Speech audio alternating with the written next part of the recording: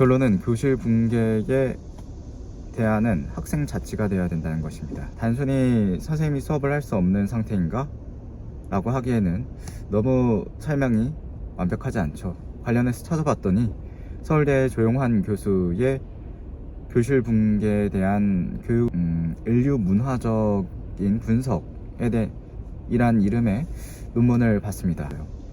예를 들어서 학생이 수업 중에 잡지나 만화책을 읽거나 잡담을 하거나 일어서서 돌아다닌다. 혹은 교사가 학생에게 지시를 했을 때 학생이 무시한다. 묵비권을 행사한다. 혹은 아니라고 따진다. 이러한 것들. 그리고 심지어 교사에게 학생이 경찰에 신고한다고 협박을 한다. 노려본다. 물건을 던진다. 이러한 행위들에 대해서 구체적으로 적혀 있어요. 그래서 선생님들께서 혹시 내 교실이 교실 붕괴 상황인가? 이렇게 아리송할 때는 이 조용환 교수의 논문을 참고하시길 추천드립니다. 그런데 놀라운 점은 뭐냐면 이 논문이 2000년에 나왔다는 겁니다. 2000년대가 아니라 2000년이요. 26년 전이죠.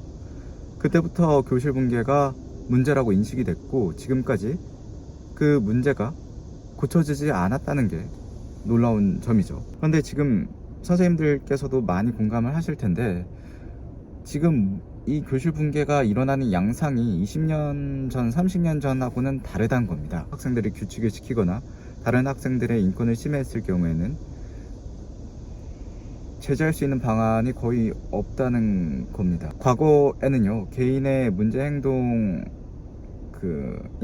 이런 교실 붕괴를 일으켰다면 지금은 제도적으로 이 교실 붕괴를 일으키고 있다고 봐도 좀 무방합니다. 굉장히 많은 선생님들께서 성공적으로 교실을 운영하고 그 속에서도 수업을 하고 계셔요. 전 그런데 그런 선생님들이 굉장히 대단하다고 생각하고 훌륭하다고 생각해요. 그런데 저처럼 좀 부족한 교사들은 그러면 어떻게 해야 되느냐? 학생들을 화를 내거나 아니면 무섭게 해서 규칙을 지키게 하면 그건 항상 아동학대 위험을 달고 사는 것이죠. 반대로 그렇게 방치를 한다고 하면 방임이 되고 교실 붕괴가 된다는 점이죠. 여기서 중요한 건 교실 붕괴는 항상 세트처럼 교권 침해와 학교 폭력을 달고 온다는 점입니다. 그래서 굉장히 진퇴양난의 상황에 저 같은 교사들은 빠져 있다고 볼 수 있습니다.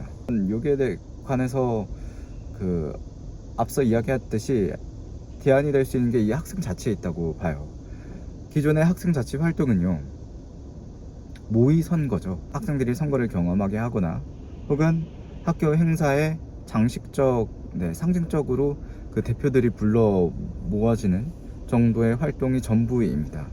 그런 표면적인 활동이 아니라 실제 사회에서의 정치가 갖고 있는 것처럼 학생들이 자발적으로 서열을 만들고, 여기서 서열이 나쁜 의미의 그런 서열이 아니라 권위를 준다는 겁니다. 그런 잦은 투표를 사용해서 스스로 권위를 부여하고, 그리고 그 권위에 따르고, 그리고 학생들 자체적으로 회의를 통해서 규칙을 만들고, 그러면서 특권을 주고, 그리고 만약 모범적이지 않거나 다수의 공익에 반하는 행동을 한다면 그러한 권위를 갖고 있는 학생이 자연스럽게 그러한 권력 또한 권위 또한 뺏어올 수 있는 그러한 시스템을 구상을 했습니다. 이러한 학생 자치 시스템을 가동하는 그런 교실에는 특히 다른 교실에서 발생하지 않는 다양한 복잡한 문제들이 생기는데요.